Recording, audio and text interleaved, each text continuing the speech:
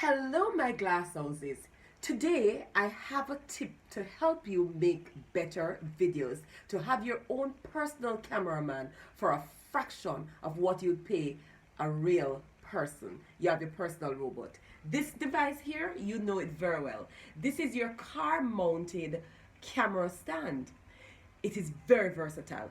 This is it on my fridge in my kitchen. Would you have guessed? If you have a mirror, anywhere you have a mirror-like surface, like this in my kitchen by my glass shelf, when I do my videos in the kitchen, this is where I mount it. On your vanity stand in your bedroom, you have a Zoom meeting and you need to be looking at your computer, you need to find an angle that you're great at, then you mount it on your computer screen. And voila, you have, bear with me while I mount mine, there.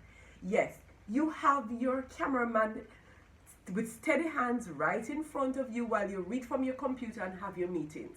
So today it's very important in this age of teleconferences and Zoom meetings and social distancing to get great video content and to look your best in video. And the right angle and the camera at the right position makes all the difference between how pretty and how ugly we look in our videos. So I hope you enjoy this tip.